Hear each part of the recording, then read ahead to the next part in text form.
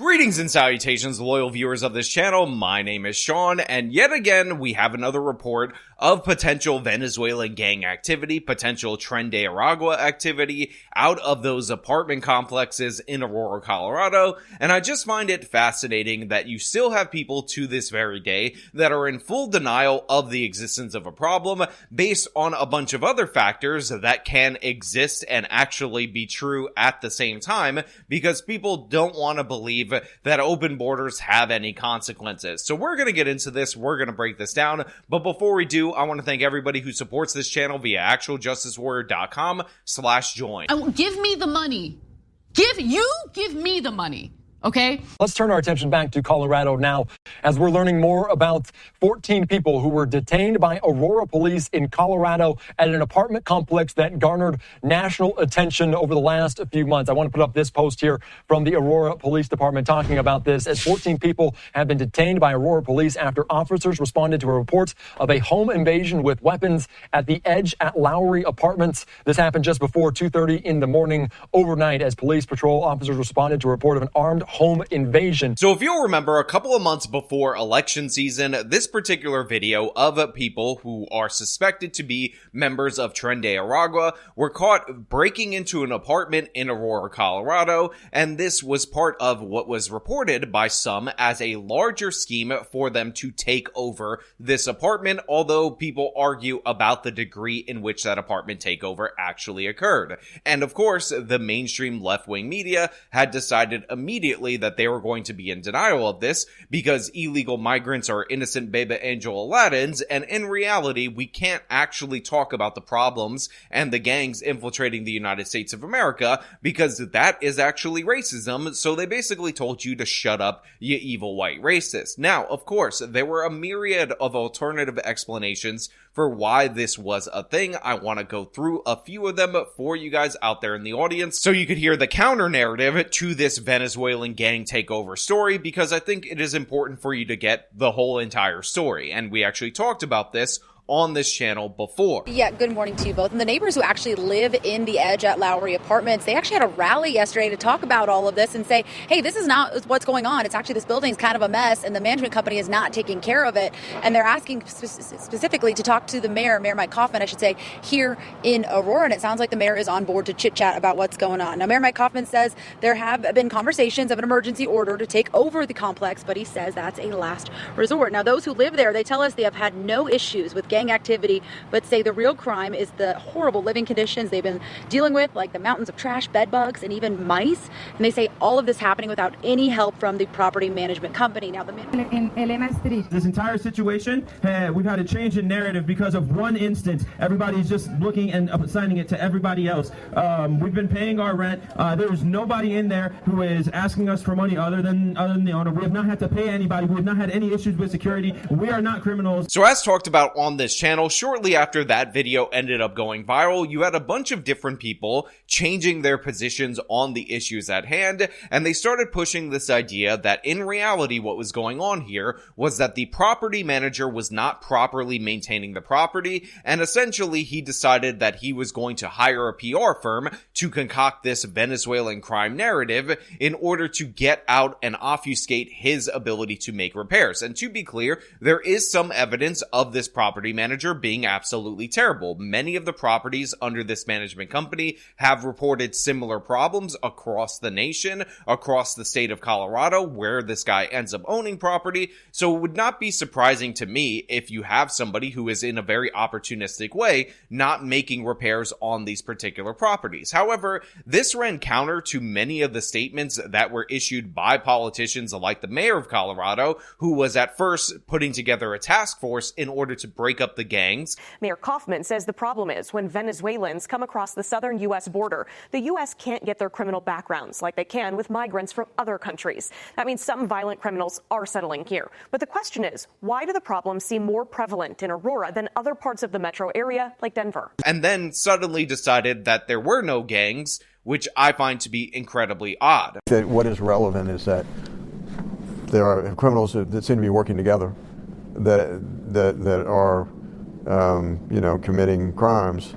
To me, that's what's relevant. We got to get them. We got to get them out of there. Obviously, I don't like the policies at the border, but that it seems like whenever, the pattern here in these properties is that when you have a concentration of Venezuelan migrants, it seems to be a target-rich environment for a criminal element to come in and to exploit them. And I think I'm trying to,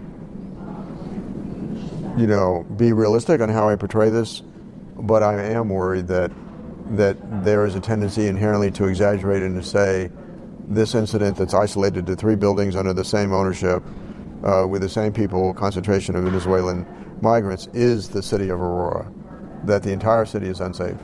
And that narrative isn't true, and that's a destructive narrative to the economic health of the city. Now, to be clear, the mayor of Aurora, Colorado is in fact a Republican, so this is not an issue of a partisan cover-up or anything of the sort, and of course, it could be true that there are major problems with Venezuelan migrant gangs in these apartment complexes, in addition to the fact that these apartment complexes are typically run terribly by this property management company. In fact, you would probably think that one of the reasons why the gangs might target these particular complexes is due to the fact that they're often in disrepair, they don't have adequate security, and thus that ends up leading to the problems. And in fact, there were timelines that were put out that basically went over all the different documented instances of crime related to this that involved people saying that they were working there as a cleaner for the apartment and they were robbed and forced to turn over keys to these gang members. And essentially, when people are forced out of these apartments due to a myriad of circumstances,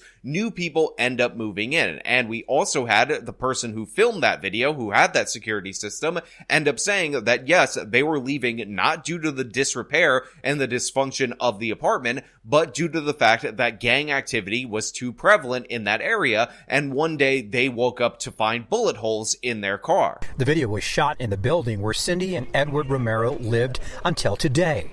They loaded up their stuff and moved out. It's been a nightmare and I can't wait to get out of here. This is how Cindy used to lock her front door. Every day when we come home, we have to do this. Every time we go outside to take out the garbage, every time we try to go to bed at night, we have to keep it like this so nobody can kick in the door. The couple's car and many others here were riddled with bullets after a shootout at the complex earlier this month. The Romeros say the trouble started when a large number of migrants began moving in. They had not been able to move out for different reasons. We couldn't get any. We tried reaching out to the resources, but they told us since it wasn't actually a condemned building, we would have to wait until that was the issue, but we didn't want to wait for that. So the only help I got was after talking to you. Now, of course, this all ended up culminating with J.D. Vance doing an interview where he was told that basically this was no big deal, it was greatly exaggerated, and that he was spreading propaganda because it's only a few apartment complexes in this very notorious clip that I want to play for you because it is the height of absurdity. The incidents were limited to a handful of apartment complexes, and the mayor said our dedicated police officers have acted on those concerns. A handful of problems. Only, Martha, do you hear yourself? Only a handful of apartment complexes in America were taken over by Venezuelan gangs, and Donald Trump is the problem and not Kamala Harris's open border. Americans are so fed up with what's going on, and they have every right to be. And I really find this exchange, Martha, sort of interesting because you seem to be more focused with nitpicking everything that Donald Trump has said rather than acknowledging that apartment complexes in the United States of America are being taken over by violent gangs. I worry so much more about that problem than anything else here. We've got to get American communities in a safe space again. And unfortunately, when you let people in by the millions, most of whom are unvetted, most of whom you don't know who they really are, you're going to have problems like this. Kamala Harris, 94 executive orders that undid Donald Trump's successful border policies. We knew this stuff would happen. They bragged about opening the border, and now we have the consequences, and we're living with it. We can do so much better, but frankly, we're not going to do better, Martha, unless Donald Trump calls this stuff out. I'm glad that he did. So yeah, I'm 100% in agreement with J.D. Vance right there. There is no appropriate number of apartment complexes, however few, to be taken over by gangs that should be acceptable in the United States of America and that weren't indicative of the many problems with our border policy under the Biden administration and under border czar Kamala Harris. Obviously, if you have 1 or 2 or 3 or 10 or 20, that's going to be a small percentage of the apartments in the United States of America, but it's still going to be a dramatic problem. It's still going to be a dramatic issue. And yes, while there is gang activity in the Denver area, while there is gang activity in Aurora, Colorado, let's be clear about that. The fact of the matter is that is not an excuse and not an adequate deflection from the fact that we're importing gang activity from the third world, from Venezuela, whether they are Tren de Aragua or not. And the police commissioner in this particular press conference that he did, talking about the White House's response to that, made it clear that he is not happy with what is being presented to him by the federal government. I think historically, this has been a very problematic location based upon, again, and I'm not pointing fingers. Law enforcement is completely apolitical. But when this started, again, when you look at the history of this, again, I had a discussion with an individual from the White House, and that occurred back on September the 23rd, I believe. And that person basically told me that, hey, once these immigrants get across the border, that's all we really care about. And to me, that's a problem. That's a huge problem, because we have individuals that come to a country, they get dropped off into a community, they have absolutely no infrastructure, they have absolutely no support, they have absolutely no guidance from the federal government about what to do, how to live, how to survive. And this is the ramifications of that activity. This is the ramifications of not monitoring what's occurring, how it's occurring, and who it is occurring to.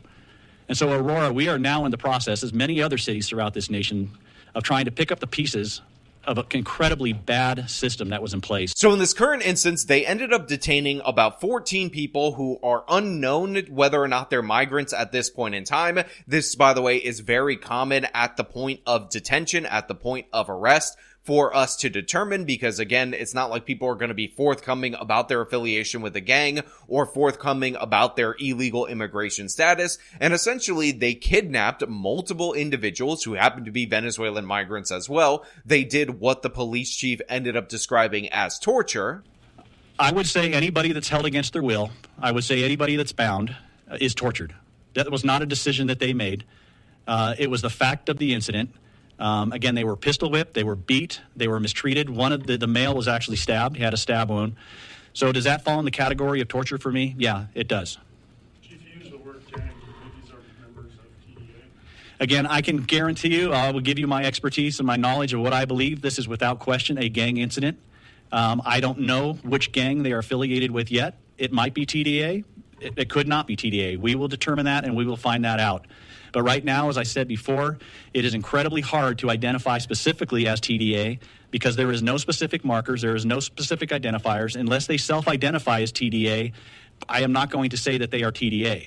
But what I will say is, based on the actions that I saw, based upon how this event unfolded, this is 100% gang activity. It's gang activity at Dallas. There are Venezuelans involved. So again, there is a high assumption that they may be affiliated with the TDA gang. But again, I am not going to say 100% positively until that is validated and verified. And that investigation, again, this occurred last night. We rolled up on this at 6 o'clock. We have been dealing with this since 2 o'clock last night. So again, this is still very initial information. We are still doing search warrants on all of the locations back at that apartment complex. And this, of course, was done throughout the course of this apartment complex, involving at least the utilization of 2 different units that the gang members had somewhat control over. Last night, right at about 8:45 p.m. At 1258 Dallas Street, victims, it was a male and a female, they were accosted by approximately 13 to 15 armed individuals. 13 of those were males, and 3 of those were possibly females at this time, is what we were thinking. They were taken to an adjoining apartment complex against their will at that same Dallas complex, and they ended up at 1268 Dallas. Again, this was the same complex, same area. The victims notified the police right at about 0227.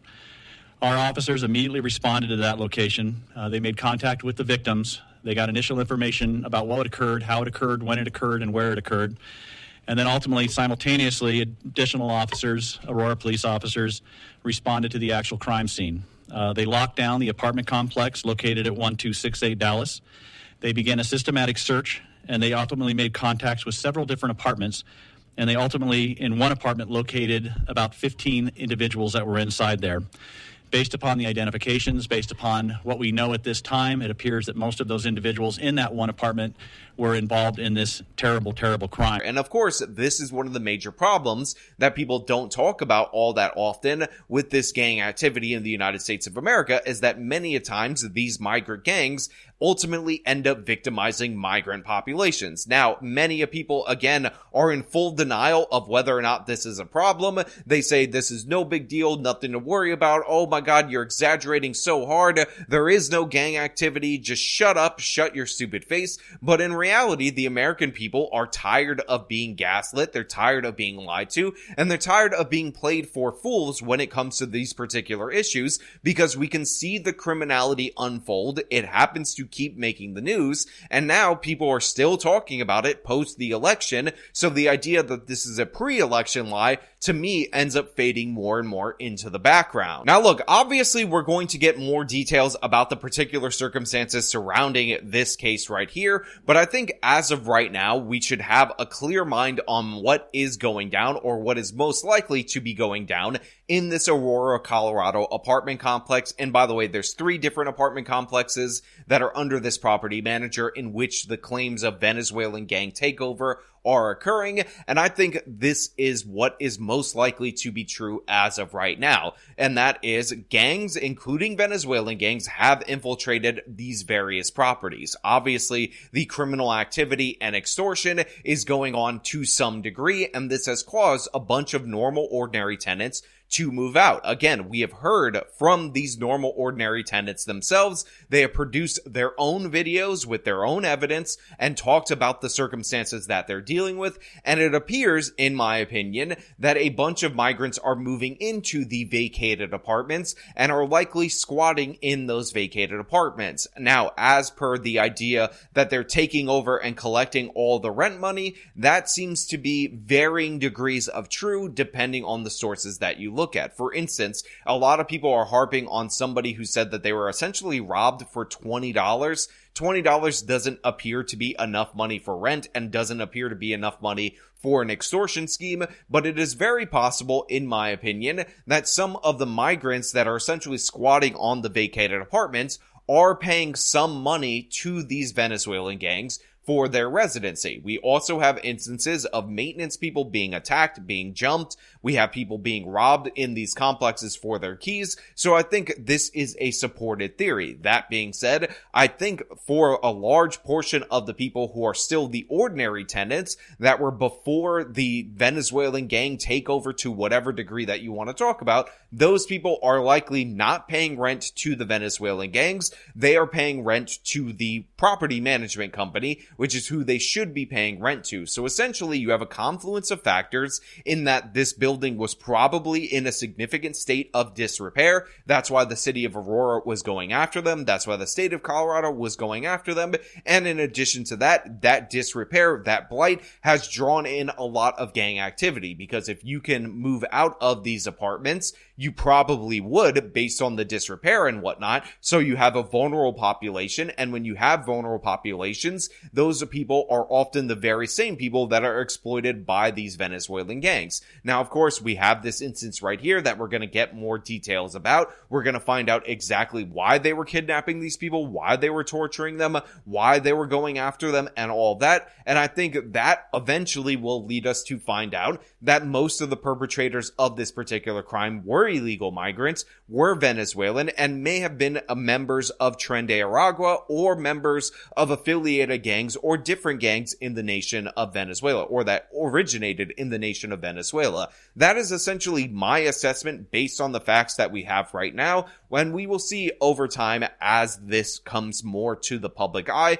especially without all the different pressures related to the presidential election campaign, where obviously there is great disincentives to tell the truth from the Democratic Party. However, the same disincentives to tell the truth from the Aurora mayor are still going to exist. So I expect them to downplay this to a certain degree, but obviously we need some on-the-ground reporters to go and talk to these people, get the real story, so we can find out the truth. Now, with all that being said, I will leave the floor open to you. What do you think about this particular new incident? What do you think about the Aurora, Colorado story? Is this yet another instance of a right-wing conspiracy theory being being promoted by nut jobs and evil white racists proven to be true, or is it really just the property management company continuously staging all these crimes, hiring paid actors in order to make sure that he never has to change those hot water heaters in these Aurora apartments? Again, all your thoughts down in the comments below. If you like the video, show them by leaving a like, subscribe for more content, follow me on my social media, support me via the support links in the description of this video. This has been me talking about what's going down in Aurora. Till next time.